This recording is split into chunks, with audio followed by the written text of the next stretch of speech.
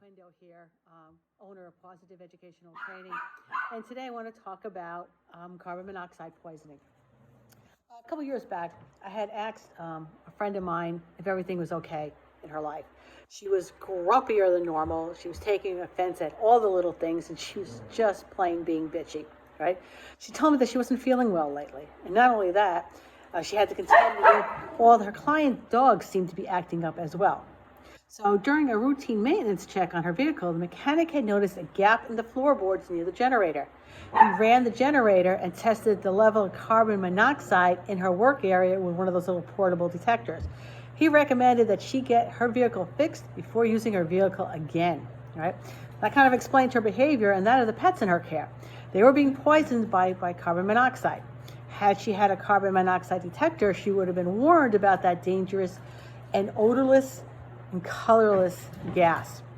And this is not just a mobile groomer problem.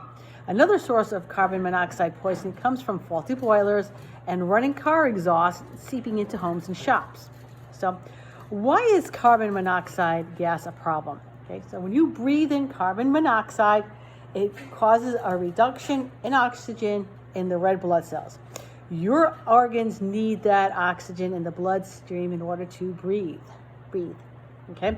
This lack of oxygen suffocates your vital organs.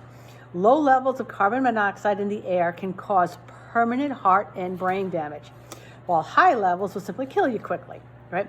And even at low levels, carbon monoxide is more dangerous to you than heart or lung disease. The half-life of carbon monoxide is 5 hours. That means it takes 5 hours for half of the carbon monoxide in your body to dissipate. And then it takes another 5 hours for half of what is left to leave your body. 10 hours after exposure, that means your body is still retaining 25% of that carbon monoxide.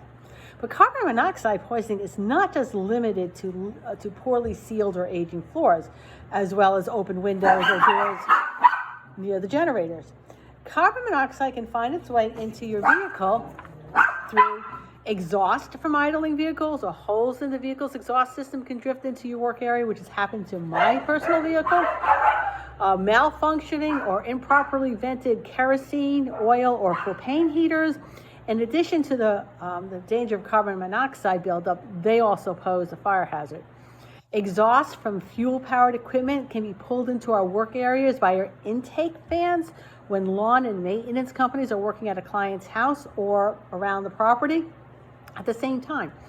Improperly vented boilers in your home, business, or the home of clients if you are a house call. All right. So some of the initial symptoms of carbon monoxide poisoning can actually mimic the flu. All right.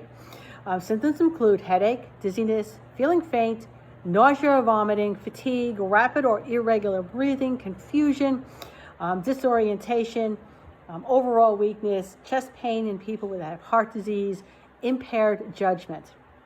Higher concentrations of carbon monoxide can cause unconsciousness, coma, and death. All right. And the difference between flu symptoms and carbon monoxide poisoning is that with the flu, you don't feel better once you leave the affected area. By the time you notice the symptoms, it may already be too late. The longer you are exposed to carbon monoxide, the worse your personal outcome is. In addition, age, genetics, and health can play a role in how well a person reacts to carbon monoxide poisoning. In the same time frame, one person may get a headache where another person may actually die. While you may not be able to prevent carbon monoxide from entering your workplace, you can be alerted to its danger. Install battery-operated carbon monoxide detectors and replace the batteries at least once a year. These detectors usually only last about 10 years. All right.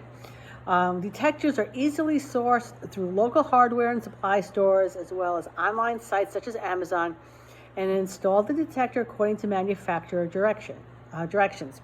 For household groomers, small portable detectors are easily sourced as well. Needless to say, my friend immediately consented to the repair and headed off to see her doctor. Within a couple of weeks, she was back to her normal self. Carbon monoxide poisoning is not to be taken lightly, as there are permanent and in some cases very permanent consequences. So I'll see everybody next week.